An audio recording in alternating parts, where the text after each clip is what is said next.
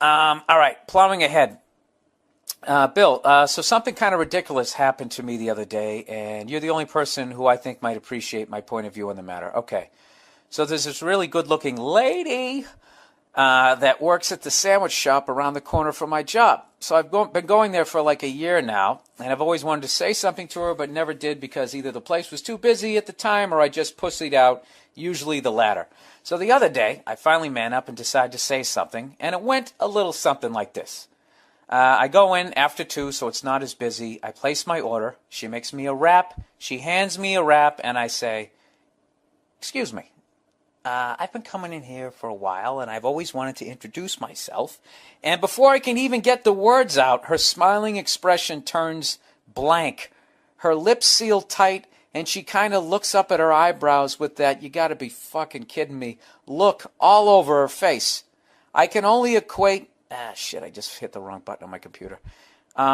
He goes, "I can only equate the look to an employee, what an employee might have when they're done with their work for the week, and on Friday evening, right as they feel like they're going to get out of there, the boss comes and drops another hour's worth of paperwork on their desk.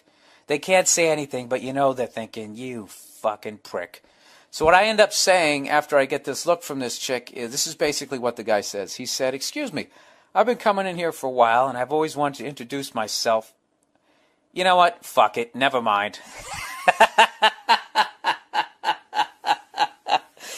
And he goes, "I turned around and I just walked out." All right. And he goes, "Now here's my issue." Dude, we've all been there, all right? We've all fucking been there. All right. So he goes, "Now here's my issue. It's not that I was rejected. Big deal. That shit happens all the time, right? That's like an ongoing theme in an adult life, and I've learned to live with it." Jesus, dude, don't jump off a cliff here.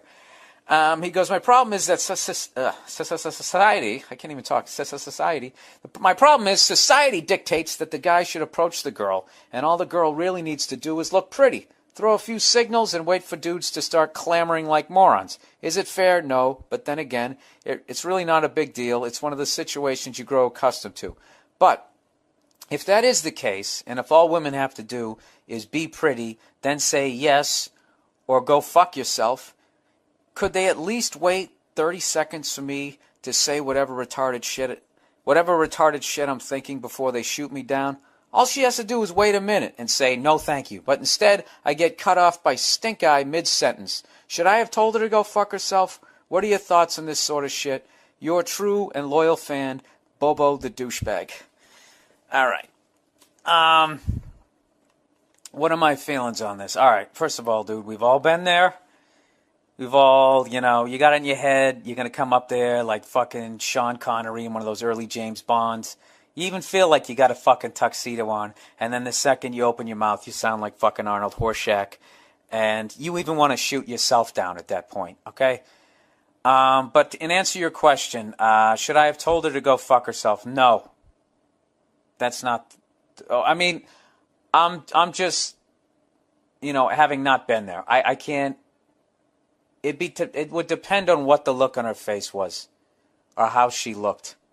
If she was just some hot girl who didn't have a brain in her head, yeah, then you tell her to go fuck herself. But this is a really cute girl, and you actually feel like, wow, I'd like to get to know that girl. No, you don't tell her to go fuck herself. It's actually in that moment when she gives you the stink eye is when you have to come up with something funny to say, something clever, something, so you show that you're not going to quit in life. Because that's what, I hate to say it, dude, but that's what you showed her. You showed her that you have the quit DNA in your fucking ball bag, and she's not going to want to mate with you. But fortunately, there's plenty other gazelles out there on the fucking Serengeti that you can try to run down. You see the Discovery Channel. Cheetah doesn't always fucking run the thing down. Sometimes he gets kicked in the face, and then it sits there feeling stupid. Especially when it realizes it's being filmed and it's going to be on basic cable. There's where you can actually look at a bright side. It wasn't filmed. You just got to kind of come up with something in that moment that's funny. And I actually kind of thought about it, what I would have said, and I would have choked even if I tried to come up with something funny, because in the moment I would have felt like a douche, and I probably would have attacked what she did for a living, which is the worst thing you can do. I'd be like, really? You've been working here for a year and a half. 2 years, you're making sandwiches. You're not getting any younger there, sweetie. All right, it would have been bad. It would have been bad. It's very easy for me, for me to sit here and tell you what you should have done. It's kind of like, when you watch a football game or something like that, and once it ends, and whatever the game plan was didn't work out. But, dude, why didn't they give it to Marshall Faulk? I don't understand. It's easy to do that. So I don't know what to tell you. Like, it'd be funny. You got to go back there and keep ordering sandwiches. I don't know. That's fucking humiliating. You might have to find a new place to get a sandwich, dude. I got to be honest with you. I don't know how you pull yourself out of that one. What did you say? You know what? Fuck it.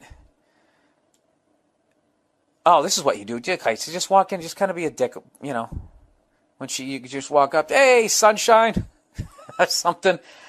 Don't listen to me. All my shit just always ends up with, there's a reason I get heckled as much as I do, because I'm an asshole. But as far as like what you said earlier, because I know there's a lot of women pulling their fucking hair out right now when you say all a woman has to do is be pretty and wait for the offers to come in. I don't know, dude, if you ever had a girlfriend, first of all, that whole thing of looking pretty from my standpoint and my experience takes at least 4.5 fucking hours. And you never know. That girl might have been giving you the stink eye because she's a really good looking girl and she has a job where she deals with the public. So believe it or not, the amount of ugly fucking out of shape dudes who actually don't have a problem approaching beautiful women is actually it's pretty high. I mean, personally, I think it's funny, but if you're a woman, it's not as funny. And I think that's something that took me a long time to realize how uncomfortable that feeling can be. Because guys think, dude, I would love to be standing there and women hitting on me. But what you have to do is you got to see how we're physically made up. The fact that a guy, what if there was this thing that physically could beat the shit out of you and it wanted to enter your body? That's the only way to try to put yourself in and what if you're not attracted to it and you feel it getting angry when you're trying to communicate that, you're all set, And then there's the option that if they wanted to, they could give you a forearm shiver and begin to execute their plan, Oh, Jesus, how do I talk myself out of this one? You know what it's like? Put it this way, for all the guys listening out there. If somebody said, hey, man, I'll give you $10. This is like an old joke I used to do in my act. I'll give you $10 to walk over to that birthday cake and stick your finger in it. You got you $10? Yeah, fuck it, I'll do it. $20 or whatever, just something, You do it. You wouldn't think anything about it. Whatever. Stick it in, you take it right back out. You wouldn't give a fuck. But what if somebody said, dude, I'll give you $20 to take that cake and put it in your ass? See what I mean? There'd be a difference. Then you would have some questions. Where has that cake been? Are you going to tell anybody? I usually don't do things like this. That's why women, they approach sex that way. They got to have rules on when they're going to fuck you and all that. Did that example, I know on some level it made sense. I'm a little jet lagged. I haven't done that joke in a while, and I got to admit, halfway through it didn't even make sense to me. I'm just saying, Did I answer your question? So this is what you got to do. You got to treat women like I treated open mics. Okay, you just know you're gonna bomb, and eventually you're gonna get good at it. So just keep, make some notes. What you're gonna do the next time that happens. Maybe try to come up with a couple of lines. And I hope you appreciate what a fucking pain in the ass it is for a guy to get laid. You know what I mean? And that's why there's the whole stud whore double standard, because basically for a guy to get laid, this is what he has to go through. This guy actually has to develop skills to get laid. All you have to do is show up, I mean, for a guy, the brass ring is getting a 2-on-1, no TV credits, no my dad has a yacht. You just get it from talking shit. That is the brass ring for a guy. Now a woman, her first night of fucking, all she'd have to do is lay down on a pool table. She could fuck every guy in the bar. It's not a skill. It's gluttonous. It's gluttonous. It's like watching a fat guy eat an ice cream. You never cut him. You don't cut him any slack. Haven't you had enough? All right. I'm really glad I redid this podcast because this other one was not nearly as fucked up as this one. I don't know if it's funny, but it's definitely